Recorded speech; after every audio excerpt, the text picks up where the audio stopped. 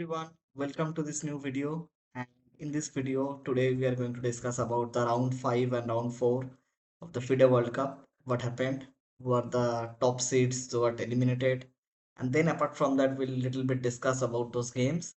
And right now in the time of recording, the quarterfinal game 2 is happening, so we'll be also talking about that. So let's go to the screen first and let's talk about the bracket right now, what is happening.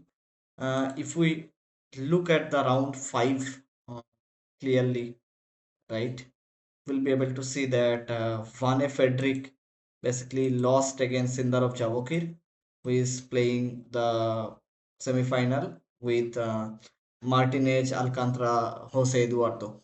So Jose has defeated Harikrishna Pentala, and Jose is having a phenomenal run in this entire tournament.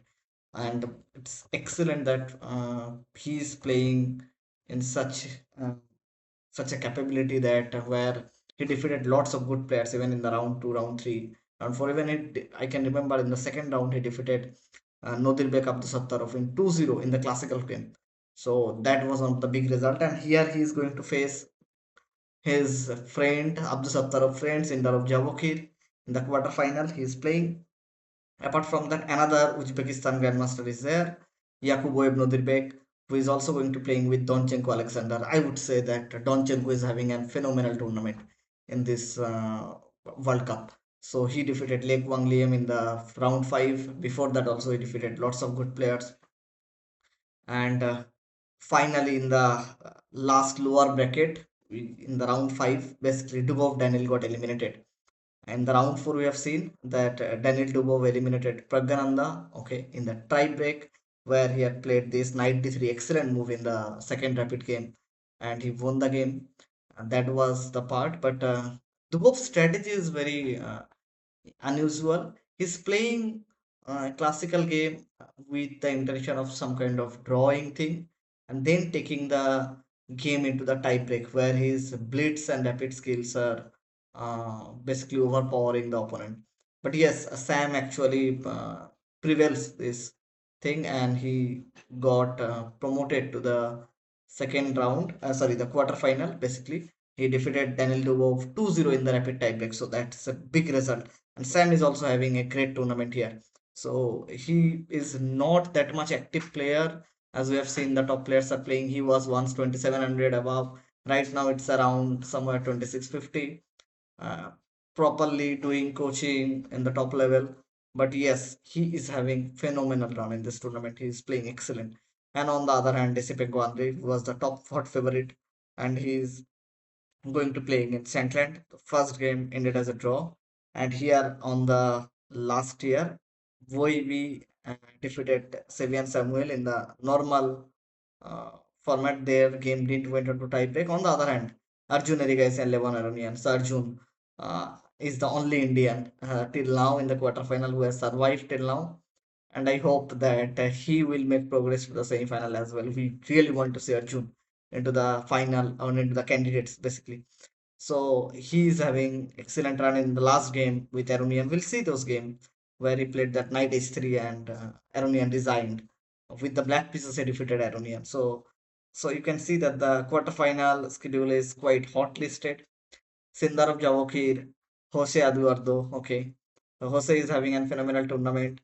Both of their games has been ended as a draw in the quarterfinal. The result has came. On the other hand, in the first game, Yakuboev Nodirbek defeated Donchenko Alexander. So if Yakuboev Nodirbek will make a draw here, so he will be promoted to the semi-final.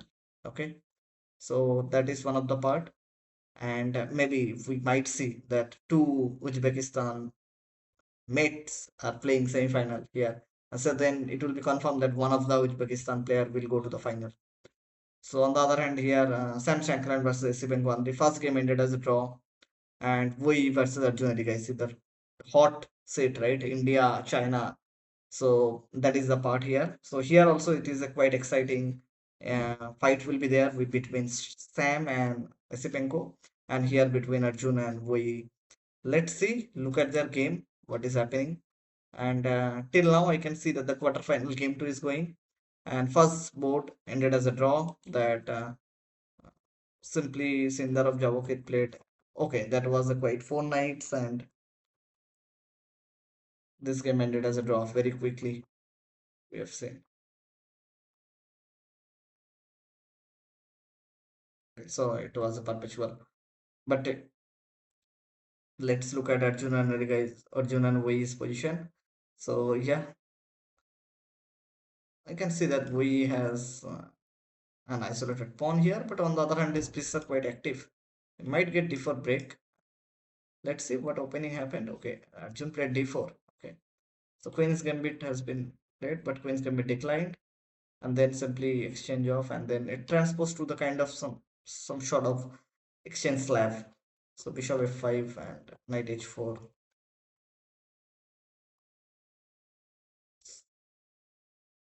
Okay, castle. This is a pretty good opening actually. What happened? And sorry. And here, yeah, definitely Arjun will try to put pressure on the d5 pawn, maybe with some sort of rook d1, queen e2 later on, because queen is under a pin.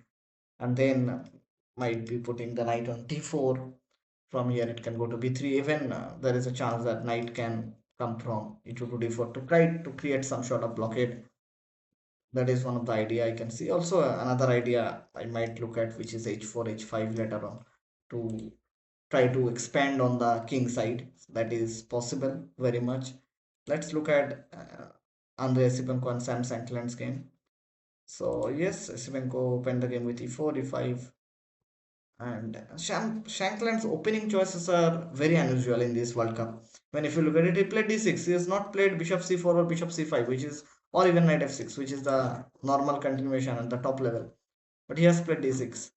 So, and with even with the development of bishop to e6, and then go with queen d7 ideas, going for the long castle. Okay, computer might show plus 0.2 plus 0.3, but practically it's very difficult for uh, white to grab some sort of advantage with even white has done the long castle, putting the bishop on this long diagonal, and later on, yes, Sam has also developed this bishop. And if you look at the clock timing right now at this moment, so if you look at it, clock timing is also very big favor for Shankland. I was checking that he had having more than 1 hour on the clock before few moves, and this is one of the big thing. But yes, black is having some sort of weakness on the g6, whereas white is also having some sort of backward pawn or hanging pawns on 5 f4.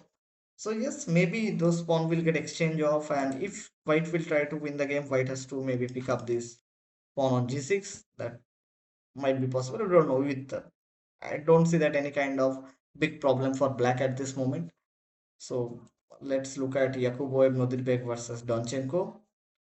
And here at this moment, I can see, yeah, the game is pretty much balanced. Black piece looks quite active. Black can, yeah, trade off this bishop. This bishop is locked into the corner. So definitely, black will look for this exchange of this piece. Whereas pawns are quite equal. Yeah, this is quite damaged pawn structure. So obviously Danchenko will push a lot to win the game, because if he will make a draw, he will get eliminated from the tournament. So he must has to win to bring the game into the tie break. So that is one of the last chance. But let's look at the game one in the fifth round, where the only winning game will be checking. 1 minute.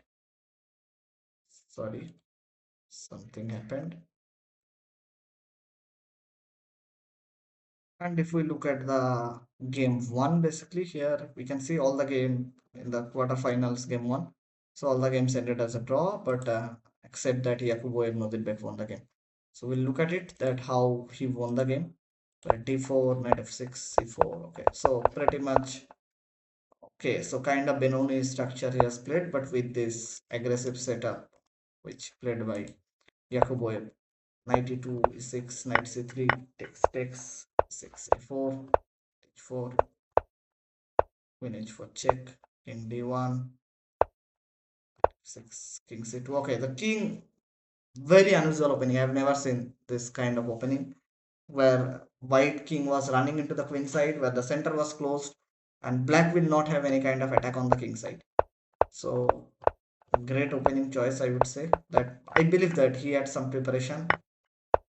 And after rook a7, yeah, he locked the entire queen side and then keep this pawn on the board.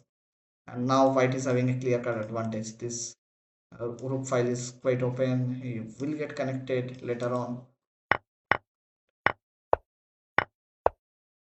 Oh, excellent. Where did he play b6? Let me check. Yeah, here. b4. Okay, brilliant. Pawn cannot take. If the rook will take, then queen will take. And luckily there is no kind of check because after bishop a2, the rook is also joining the attack from here. And this king is completely weak in the center. So, okay, now this pawn become pass pawn. d7 and yeah, black is a completely pissed down. Yeah, and I don't think that okay, there is another tactical shot came rook into g6. You cannot take because of simply queen d6 and you are going to win a piece. Even this doesn't work because of I can simply take here and then 85 is also there. Or even I can play simply 28, I believe. Sorry, that is much better. Let's take here. I will take this as well. So that is all about the game one. But let's look at the round five, where big upsets happened, and Daniil Dubov actually eliminated. Where I'll see this tie break. Give me a moment. It's loading. I think. Yeah, and in the round four, sorry, round five, we can see that here Arjun actually won the second game, making that, but with Aronian, where in this kind of equal position, the game started turning after queen f1. Then there was a chance that Arjun could play rook e6 to have some advantage, but yeah, bishop h2 was also there. He played rook e6, but bishop h2 was basically winning on spot. The point is you cannot take here. There is rook e3 and with the idea of queen f4 and will be winning. So, but yeah, rook e6, Arjun missed that opportunity. But after some moment, he again got that opportunity. That here, yes, white's position is inferior. There is no doubt in it. That this is the bishop and the queen is attacking on h2. So that's definitely big thing. But at this moment, Aronian played a blunder, rook d1, and immediately Arjun played knight h3, and it's losing. In the view of first of all, if you take, it's completely lost. That I take, and after this, it's checkmate. But what will happen if I move the queen to f1 simply? Then I'll first take on g1. You cannot take with the king.